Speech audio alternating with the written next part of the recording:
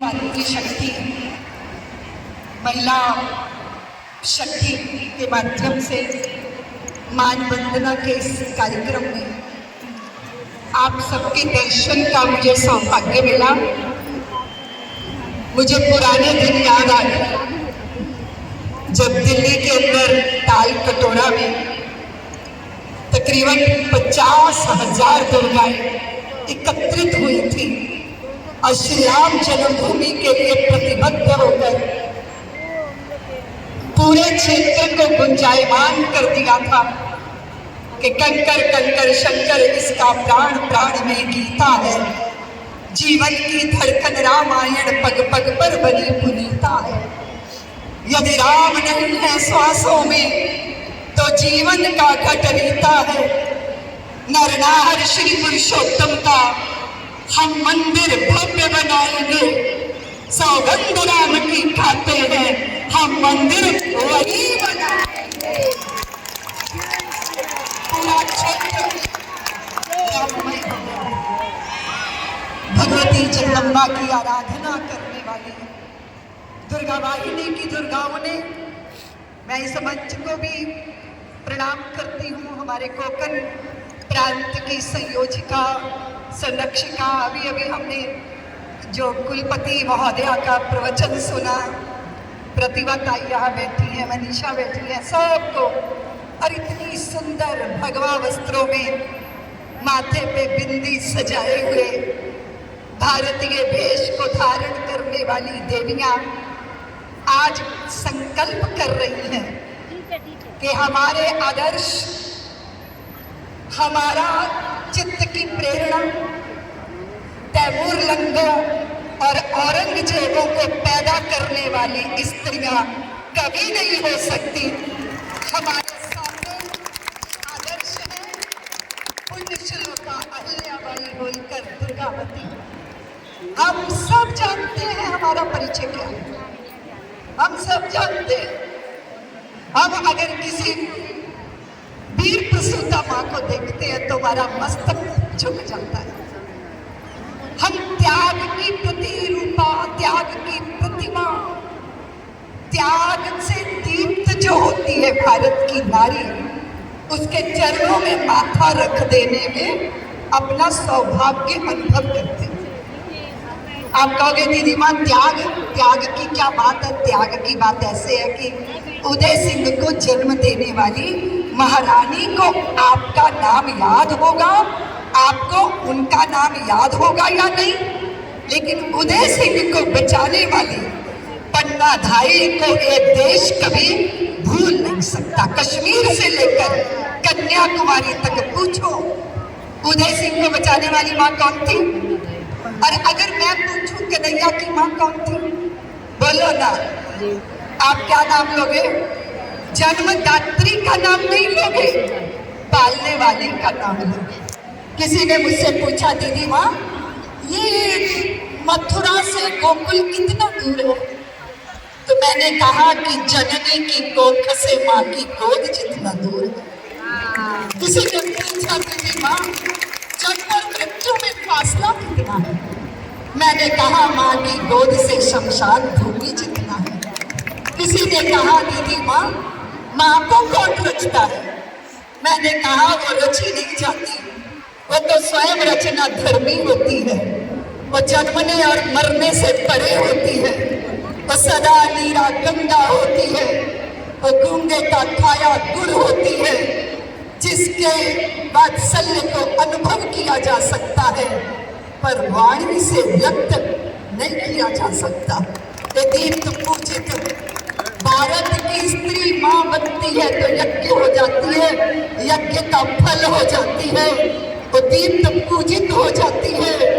अपनी कोख में जगदीश्वर को आश्रय देने वाली तो भारत की ही नारी है। किसी राम को धरती पे आना होगा तो कौशल्या की कोख का आश्रय लेना होगा, हनुमंत लाल को आना होगा तो अंजनी चाहिए। लोग कहते हैं स्त्री निराश्रित है, मुझे आश्चर्य होता है कि जगदीश्वर को आश्रय देने वाली स्वयं निराश्रित भला कैसे हो सकती है? अपनी शक्ति को पहचानो तो समझ में आएगा तुम कौन हो। तुम कौन हो बताओ देवियों। त्रिदेवों को नन्ना बनाने की सामर्थ्य वो देव ऋषि नारद से करा रही थी ना, त्रिदेवों की पत्नियां, कि हम ही पतिव्रता हैं, हम ही निष्ठावान हैं, हमारी भक्ति का तो तोड़ ही नहीं। तो देव ऋषि नारद थोड़ा मुस्कुरा दिए। अच्छा देवियों, अनसुईया को नहीं जानती होंगी, तो फिर उन्होंने उकसा दिया त्रिदेवों को, ब्रह्मा विष्णु महेश को, कि जाओ जाओ जरा जाकर देखो। तो वो अनसुईया माँ के सामने खड़े हो गए, बोले माँ तुम्हारी छाती का दूध पीना है, तुम्हारे आंचल का दूध पीना है। तो माँ मुस्कुराई कि अच्छा मेरे आंचल का दूध पीना चाहते हो, तो फिर इतने बड़े बड़े होकर मेरे आंचल का दूध कैसे पियोगे? उसके लिए तो नन्ना होना पड़ेगा। और तीनों देवताओं को नन्ना बच्चा बना दिया। माता अनसुईया ने अपनी छाती का दूध पिलाया, नहला खिला के तैयार करके पालनों में लेटा दिया। तीनों की पत्नियां हाँफती हाँफती आई, हमारे वो कहाँ है, हमारे वो कहाँ है, हमारे वो कहाँ है। तो माँ मुस्कुराई कि देख लो झूले में झूल रहे हैं, अपने अपने पहचान कर ले जाओ। त्रिदेवों को भी नन्ना बनाने की सामर्थ्य अगर किसी में है तो वो भारत की अनसुईया में है, भारत की नारी में। इसलिए आप जरा विचार करो देवियों, जब बेचारी बनती हो, असहाय बनती हो, जब किसी दूसरे के आकर्षण में बंधती हो, आश्चर्य तो होगा ना। तो लगेगा कि कहीं संस्कारों में चूक हो गई है, कहीं पथभ्रष्ट हो रहे हो, कहीं दिग्भ्रमित हो रहे हो, कहीं अपने आप को भूल रहे हो। तो अपना परिचय पालो ना। मेरा परिचय इतना कि मैं भारत की तस्वीर हूँ, मातृभूमि पर मिटने वाले मत वालों की पीर हूँ, उन वीरों की दुहिता हूँ जो हंस झूला झूल गए, उन शेरों की माता हूँ जो रण प्रांगण में जूझ गए। मैं जीजा की अमर सहेली, पन्ना की प्रतिछाया हूँ, हाड़ी की हूँ अमिट निशानी, मैं जसवंत की माया हूँ, कृष्णा के कुल की मर्यादा, लक्ष्मी की शमशीर हूँ।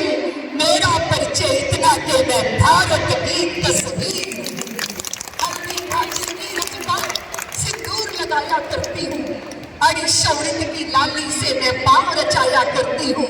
पद्मावत हूँ रत्न सिंह की मैं पद्मावत हूँ रत्न सिंह की मैं, जुड़ा की सैनानी, जौहर ज्वाला हूँ रणचंडी पाषाणी, माँ की ममता नेह बहता और पत्नी का धीर हूँ। मेरा परिचय इतना कि मैं भारत की तस्वीर हूँ। हल्दी घाटी की रचना सिंदूर लगाया करती हूँ, अरे शौरित की लाली से मैं पाँव रचाया करती हूँ। पद्मावत हूँ पद्मावत हूँ। और फिर विचार कीजिए, कालिदास, उसके अमर काव्य का स्मरण कीजिए। कालिदास का अमर काव्य हूँ मैं, तुलसी की रामायण, अमृतवाणी हूँ गीता की, घर घर होता पारायण, मैं भूषण की शिवा बावनी, आला का हुंकारा हूँ, सूरदास का मधुर गीत में मीरा का एक तारा हूँ, वरदाई की अमर कथा हूँ, रण गर्जन गंभीर हूँ। मेरा परिचय इतना कि मैं भारत की तस्वीर हूँ। सजती हो, जब तुम सजती हो ना तो घर सजने लगता है। माथे पे बिंदी धारण करके मांग में सिंदूर भर लेती हो ना तो संताने, पति, कुल, दोनों कुल धन्य होते हैं। अपनी वेशभूषा, अपनी भाषा में जब महिनीय बनकर चलती हो ना तो सप्तपुरियां चारों तीर्थ पीछे पीछे चलते हैं। भारत की देवियों, इस देश में सबसे बड़ी चुनौती अगर कोई है तो वो क्या समझ लेंगे? जब भारत की सनातनी श्रद्धा किसी विधर्मी के चंगुल में फंसती है और उस श्रद्धा के शरीर के टुकड़े टुकड़े नहीं होते, कुल की मर्यादा टुकड़े टुकड़े खंडित हो जाती है, पिता का स्वाभिमान खंडित हो जाता है, समाज का माथा शर्म से झुक जाता है। अपनी पुत्री का ऐसा परिणाम उसके शरीर का देखना कितना दारुण होता है। क्यों हुआ ये ऐसा? मर्यादा का उल्लंघन करेंगे तो कोई ना कोई भेषधारी रावण के चंगुल में निश्चित फंसेंगे। हमारे पुरखों ने, हमारे पूर्वजों ने हमें कहा कि भाई मर्यादा, आपने कहा नहीं नहीं नहीं नहीं, हमने तो एकता कपूर के सीरियल देख लिया है, इसके पैरों की जो पायलें हैं वो बेड़ियां हैं, हमें आजादी चाहिए, स्वतंत्रता चाहिए। अभी आदरणीय विद्यापीठ की कुलपति महोदया उज्ज्वला जी बात कर रही थी, आप उनकी वाणी को सुन रहे थे, वो उसमें स्वातंत्र था। यह है स्वातंत्र, स्वच्छंदता स्वातंत्र नहीं होता। स्मरण रखना दुर्गाओं, स्वच्छंदता को स्वतंत्रता, मेरे स्वाभिमान की प्रतिष्ठा स्वावलंबन से होगी। जिसी के यज्ञ में लगी है वो दुर्गा वाहिनी मातृशक्ति, मेरा स्वाभिमान मेरे स्वावलंबन से होगा। लेकिन अगर मैं स्वावलंबी नहीं हूँ, मेरे पति कमाते हैं, मेरे पुत्र कमाते हैं, मैं महंगियों से अपने घर में विराजमान हूँ, तो भी क्या मैं पराधीन हूँ? मैं नहीं पराधीन, क्योंकि मैं अर्थ को कमाने को ही सब कुछ नहीं मानती। मेरे लिए अर्थ का अर्थ तो है, पर संबंध और रिश्तों का अर्थ उससे भी ज्यादा महत्वपूर्ण है। और यही भारत की स्त्री, जिसने हमेशा अपनी इस तरह की भूमिका को निभाया, ना बेचारी है ना असहाय है। दो शास्त्रार्थियों के बीच में शास्त्रार्थ होता है तो कोई उभय भारती निर्णय करती है, विजय किसकी हुई और पराजय किसकी हुई। आप कहोगे दीदी माँ वो बहुत विद्वान थी, बहुत विदुषी थी, शायद बहुत वेद पढ़े होंगे। हाँ विदुषी थी, लेकिन बहुत जबरदस्त मनोवैज्ञानिक थी उभय भारती। उसने दोनों शास्त्रार्थियों के गले में पुष्प माला डाल दी। और आप जानते हो जो व्यक्ति निर्द्वंद होता है ना, उसके चित्त में ताप नहीं आता। आता है क्या? अगर चित्त में ताप नहीं आएगा तो शरीर में भी ताप नहीं आएगा। तो दोनों के गले में जब पुष्प माला डाली तो जो स्पष्ट नहीं थे, जिनके भीतर द्वंद था, जिनको आदर्शों और बहुत सारे सूत्रों को लेकर स्पष्टता नहीं थी, उनके भीतर तूफान मचा, शरीर गर्म हो गया। शरीर गर्म हुआ तो फूलों की माला मुरझा गई। उभय भारती ने देखा कि जो शंकराचार्य भगवान के गले में पुष्प माला है वो नहीं मुरझाई और दूसरे के गले की माला मुरझा गई। इसका मतलब वहाँ अंतर्द्वंद है, जहाँ अंतर्द्वंद है वहाँ स्पष्टता नहीं है। इसलिए उभय भारती ने घोषणा की कि शंकराचार्य इस शास्त्रार्थ में विजयी हो गए। इतना बड़ा मनोविज्ञान भारत की नारी, भारत की स्त्री समझती है। उसने कहा माँ मुझे मेरा सिर पकड़ना है, मेरा सिर पकड़ना है मुझे। कौन कह रहा है? पुत्र कह रहा है, अपनी छाया को देख के कह रहा है मुझे वहां अपना सिर पकड़ना है, छाया पे मुझे मेरा सिर पकड़ना है। पिता ना समझ पाया कि कैसे इसकी छाया का इसको सिर पकड़ाऊं, तो फिर उसकी माँ आई, धीरे से अपने पुत्र का हाथ पकड़ा, सिर पे धर दिया और कहा देख पुत्र तूने अपनी छाया का सिर पकड़ लिया था। कितना सहज था, कितना सरल है, कितना सुंदर है और कितना व्यवहारिक है। इसलिए अपने उस भाव के साथ जिसमें आप विश्वविद्यालय में नहीं थी, पर सारे विश्वविद्यालय उन देवियों पे आज PhD कर रहे हैं क्योंकि उन्होंने जीवन की पाठशाला में पढ़ाई की थी। आज जितनी भी यहाँ दुर्गाएं एकत्रित हैं, मैं आप सबसे निवेदन करूंगी प्रचार करो, प्रसार करो। किसी भी विधर्मी के हाथ लव जिहाद की शिकार भारत की पुत्रियां नहीं होगी। ऐसे नरभक्षियों की आंखें नोच लेने की सामर्थ्य तुझ में है। घोषणा करो देवियों, अपनी मर्यादा में जियोगी, अपनी सामर्थ्य को जागृत करोगी और फिर दिन दिन घोष करोगी। राष्ट्र के विरुद्ध कोई भी किसी भी तरह का कुत्सित प्रयत्न हो, दुर्गा वाहिनी घोषणा करती है कि अब कोई सपना ना देखे ये भूमि बांट ली जाएगी। जो देश बांटना मांगेगी वो जीव काट ली जाएगी। जो भारत को घर समझेंगे उनसे कुछ कहन नहीं होगा, लेकिन पल भर कोई देशद्रोही सहन नहीं होगा। हम सीमा पार कर आए हैं सहते सहते सब सहने की, इसलिए जरूरत लगती है चिल्ला चिल्ला कर कहने की कि मेरे भारत की धरती से जिसको भी प्यार नहीं होगा उसको भारत में रहने का कोई अधिकार नहीं होगा। इस भारत की संप्रभुता, अस्मिता, सम्मान, स्वाभिमान अगर किसी के हाथ में है तो सनातनी माताओं आपके हाथ में है। आपकी संतानें स्वाभिमान से युक्त तब होंगी जब आप अपने ऊपर मान करोगे। आज मान वंदना का कार्यक्रम है, अपने पर शर्म आती है, अगर अपने प्रति हीन भावना है, अगर आप बेचारी हैं तो बेचारों को जन्मोगी। बोलो ना, आप कहोगे दीदी ना पुरुष का भी पिता का भी तो कोई योगदान होगा। मैं मानती हूँ पिता का योगदान है, लेकिन व्यास जी को याद करो ना देवियों। व्यास जी जैसा गरिमापूर्ण व्यक्तित्व कहाँ मिलेगा बताओ ना। एक माँ ने भय से आंखें बंद की तो पांडु रोग से ग्रसित पुत्र की माँ बन गई। एक माँ भय से आंखें बंद की तो अंधे पुत्र की माँ बनी। एक माँ भय से पीली पड़ गई तो पांडु रोग से ग्रसित पुत्र की माँ बनी। और एक माँ ने व्यास जी के अंश को श्रद्धा से कोख में धारण किया तो वो साक्षात धर्म स्वरूप विदुर जी महाराज की माँ बन गई। पिता एक थे पर माताओं की मना स्थिति भिन्न थी, उसका प्रभाव संतान के ऊपर आया।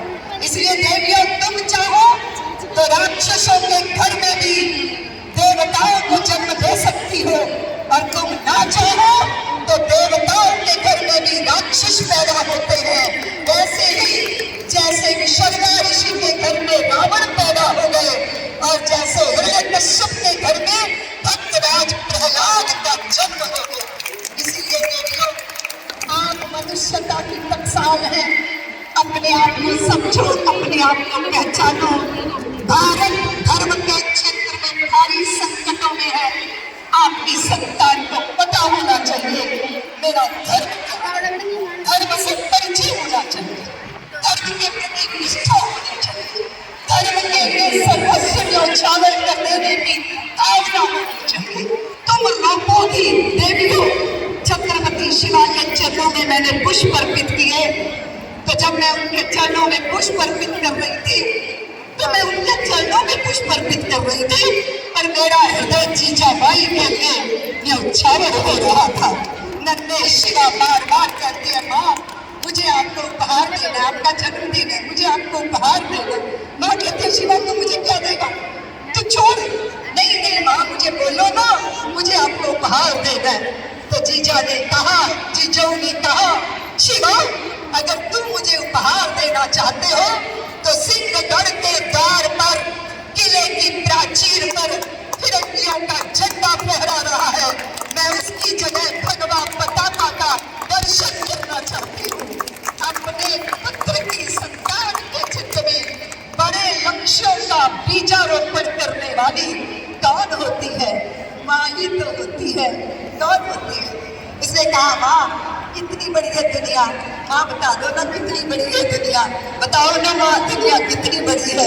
इस पक्षी माँ ने अपने पंख फैला दिए और कहा आजा पुत्र मेरे पंखों में समा जा।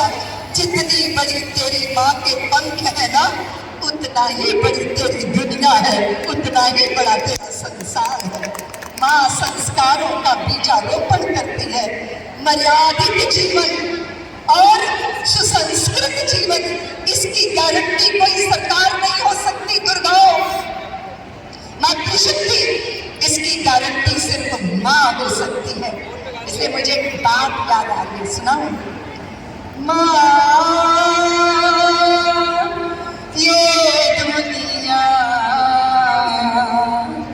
तेरे आंचल से छोटी है। माँ ये दुनिया तेरे आंचल से छोटी है। बचपन में 1 रुपया जिद से जो मांगा था, बचपन में 1 रुपया जिद से जो मांगा था, उसकी खन खन के आगे दौलत सब खोटी है। माँ ये दुनिया तेरे आंचल से छोटी। आप मुझे बहुत बार पूछते कि दीदी माँ आप जूझती रही राम जन्मभूमि के आंदोलन में, आपको भय नहीं लगा, आप रुकी नहीं, आप थकी नहीं, आपको ये स्वाभिमान, ये निर्भयता कहाँ से मिली? तो आज मैं बताऊं दुर्गाओं मातृशक्ति, मुझे ये जो मिला ना, मुझे मेरी माँ से मिला। हम लोग बहुत सारे 8-9 भाई बहन थे, घर में कभी कभी भोजन बनता था, और माँ जिस दिन भोजन नहीं बनता था ना, उस दिन सिलबट्टा लेके मसाला पीसती थी, बर्तन इधर रख रही उधर रख रही। हम पूछते माँ क्या कर रही हो, क्या कर रही हो? खाने के लिए तो कुछ भी नहीं।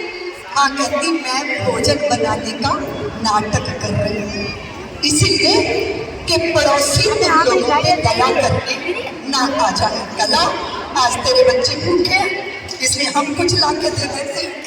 माँ कहती थी कि जिस दिन किसी के आगे हाथ फैला दिया, अगर रोटी नहीं मिली तो 40 दिन नहीं मरोगे, पर जिस दिन किसी के आगे हाथ फैला दिया उस दिन जीते जी मर जाएंगे, क्योंकि तुम्हारा स्वाभिमान मर जाएगा, तुम्हारा अंतर गौरव मर जाएगा।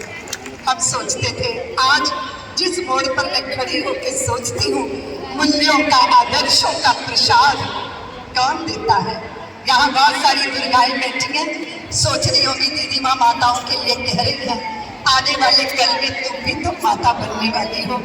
आज भगनी हो, किसी की पुत्री हो, अब पिता के घर में कली कली सी हो, पति के घर में खिली खिली सी होने वाली हो, आदर्शों के साथ जियोगी तो जीवन धन्य होगा। मुझे किसी ने कहा दीदी माँ बुराई से बच जाए कैसे होगा? हमने कहा सावधान रहने से होगा। तेरे में ये बुराई, तेरे में ये बुराई, तेरे में ये बुराई, तू शराबी है, तू लुटेरा है, तू जुआरी है, तू बाजारू स्त्रियों का दास है। और देख तेरे में जितनी बुराइयां हैं, मैंने उतने तेरे चित्र में कील ठोक दी, लोहे की कील ठोक दी। बेटा बहुत रोया, पिताजी आपने मेरा चित्र खराब कर दिया। पिता बोले पुत्र तू तो अपना चरित्र खराब किए घूम रहा है, ये तो चित्र ही है। पिताजी मैं वचन देता हूँ कि आज के बाद मैं एक एक बुराई छोड़ दूंगा, एक बुराई। आज मैंने शराब नहीं पी पिताजी, उसके पिताजी ने एक कील चित्र से निकाली।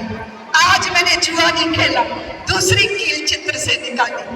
धीरे धीरे सारी बुराइयां विदा हो गई और चित्र में से एक भी कील नहीं है, सारी कीलें निकल गई। पुत्र आज तेरे चित्र में कोई लोहे की कील नहीं है। वो अपने चित्र के सामने जाके खड़ा हुआ, फिर रोने लग गया। पिताजी जहां जहां आपने मेरी फोटो में कीलें गाड़ी थी वहां वहां तो छेद हो गए। तो पिता ने कहा पुत्र जीवन में बुराई आ जाए, अगर वो विदा भी हो जाए तो भी वो कोई ना कोई दाग छोड़ के चली जाती है। इसलिए हमेशा सजग रहना चाहिए कि जीवन में कोई दुर्बलता तुम्हें अपना शिकार ना बनाए। ये संस्कार कौन देगा? बोलो ना देवियों। माँ मुझे बहुत पैसा मिलने वाला है, बहुत पैसा। एक बार एक छोटा सा काम है, इतना पैसा मिलेगा सारी जिंदगी की दरिद्रता दूर हो जाएगी। पर थोड़ा सा गड़बड़ है। माँ बूढ़ी थी, अनपढ़ थी, अपने बच्चे को कहा पुत्र जब तू जी भर के खाता है, जी भर के सोता है, मुझे बहुत सुख मिलता है। ऐसा काम मत करना पुत्र कि तेरी भूख मर जाए और तेरी नींद विदा हो जाए। ऐसा काम कभी मत करना। एक सेंटेंस में माँ ने जीवन का पाथेय बता दिया। आज इस पूरी सभा मंडप में मैं आप सबको बहुत खुशखबरी बताना चाहती हूँ। आज 5 जनवरी है मनीषा जी, विजयवाड़ा आंध्र प्रदेश के अंदर तकरीबन 5 लाख लोग विश्व हिंदू परिषद के बैनर के नीचे एकत्रित हुए हैं। यह दबाव बनाने के लिए कि हम सब सनातनियों के मंदिरों पर सरकारी अंकुश समाप्त हो। हमारे मंदिरों पे चढ़ा हुआ धर्म अगर हमारे समाज के उत्कर्ष में लगता है तो इस देश में कन्वर्जन नहीं होगा, कोई असहाय नहीं होगा, कोई बेचारा नहीं होगा। और ये पूरे राष्ट्र के आंगन में ये अलख जलाई जा रही है। मैं आप सबसे निवेदन करती हूँ, मुट्ठी बांध के हाथ खड़ा कीजिए, मेरे साथ संकल्प दोहराइए। अपने जीवन के चरित्र, अपने जीवन की शुचिता, अपने जीवन की पवित्रता को दुर्गा आपकी रक्षा शस्त्र भी करेगा, लेकिन इससे बड़ा रक्षक चरित्र का रक्षा कवच होता है, उसको धारण करना बहुत जरूरी है। मुट्ठी बांध के हाथ खड़ा कीजिए और संकल्प लीजिए कि इस देश में लव जिहाद जैसे कुत्सित प्रयत्नों को हम नष्ट करके रहेंगे, हम नष्ट करके रहेंगे, हम नष्ट करके रहेंगे। बांग्लादेश की हिंदू स्त्रियों के साथ जिस तरह बलात्कार की घटनाएं हो रही हैं, मुट्ठी बांध के हाथ ऊपर रखिए। ये संकल्प है, संकल्प के मर्म को समझिए। जब 2 संप्रदाय लड़ते हैं, जब 2 मजहब लड़ते हैं, जब पुरुषों के अभिमान टकराते हैं, तो खामियाजा किसको भुगतना पड़ता है? पुरुष का अपमान करने के लिए स्त्री के साथ बलात्कार होते हैं, वो झेलती है, इस नर्क को वो झेलती है। निश्चित करो दुर्गा, सारे संसार को बताओ कि हम सनातनी महिलाएं हैं, हम सनातनी हिंदू नारी हैं। इस देश ने 2 युद्ध देखे, कौन सा? श्रीलंका का, लंका का रावण को मिट्टी में राम जी ने क्यों मिलाया था? हाथ खड़ा करिए, क्यों मिलाया था? जानकी के अपहरण के अपराध में रावण की लंका का सोना पिघलाकर सागर में बहा दिया गया। द्रौपदी के किए गए अपमान के कारण भगवान श्री कृष्ण ने महाभारत का युद्ध रच दिया था। भारत की देवियां सनातनियों की गृह लक्ष्मियां हैं।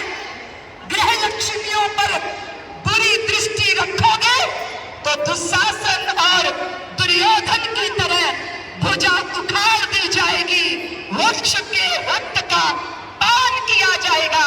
ये दिन घोषणा करते हुए स्मरण करो भवानी का, स्मरण करो जगदम्बा का, स्मरण करो अहल्याबाई होलकर का, स्मरण करो दुर्गावती का और घोष करो जय भवानी, जय भवानी, जय भवानी, जय भवानी, जय भारत, जय मां दुर्गा।